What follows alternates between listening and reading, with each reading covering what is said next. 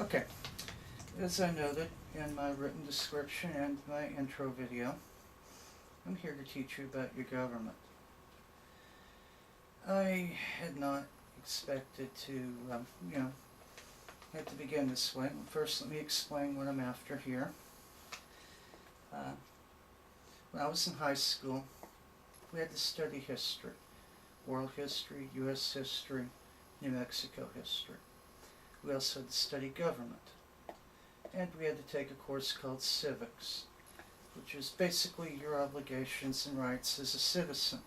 How to be a good citizen, what the government can't do to you. Now, I didn't intend the initial civics lesson to be like this, but, well, last night's events sort of forced my hand. Here's the deal. If you watched President Obama's address last night, you noticed that a Republican representative, South Carolina's Joe Wilson, a Republican, as I mentioned, heckled him.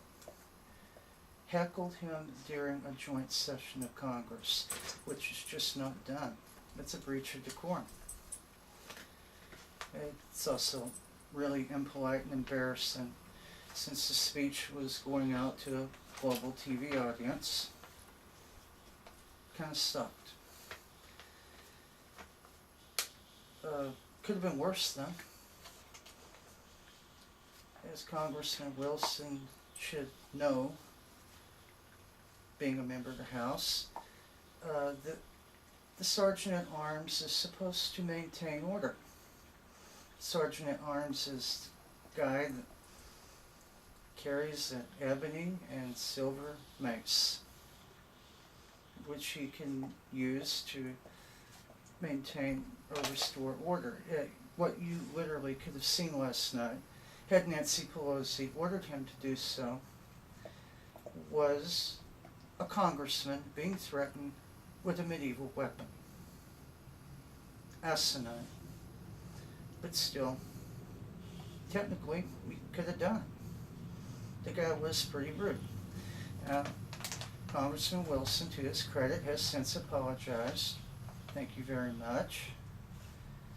But still, echoes of a very troubled past. Bad things can happen when ego gets in the way of parliamentary procedure. Let me explain by telling you a story here.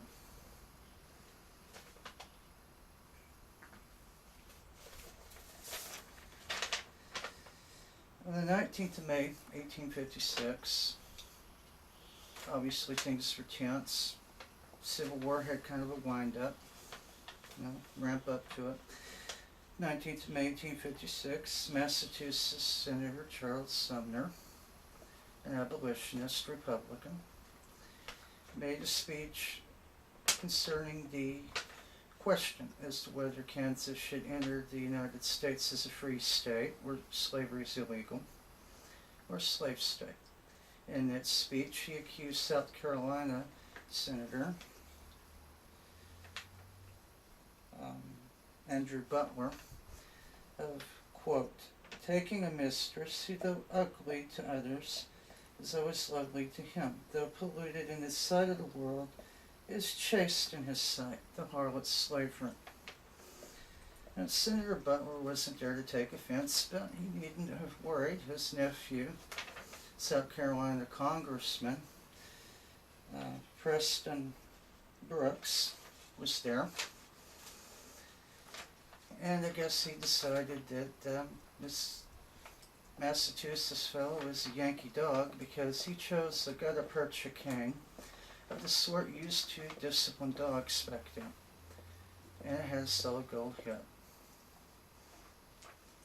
On the 22nd, 3 days after the speech, he walked from the House chamber to the Senate chamber at the end of the day, after they had adjourned, walked up to Senator Sumner, who was signing envelopes containing the offending speech. Now in the United States, you can use your signature in lieu of a stamp if you're a congressman or a senator. and he proceeded to beat Senator Sumner with the gold head of his cane for a full minute. The attack was so savage that when Senator Sumner took refuge under his desk, Congressman Brooks continued to beat him until he had ripped the desk from the floor to which it was bolted.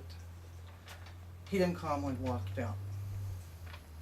The stunned onlookers carried the wounded senator off.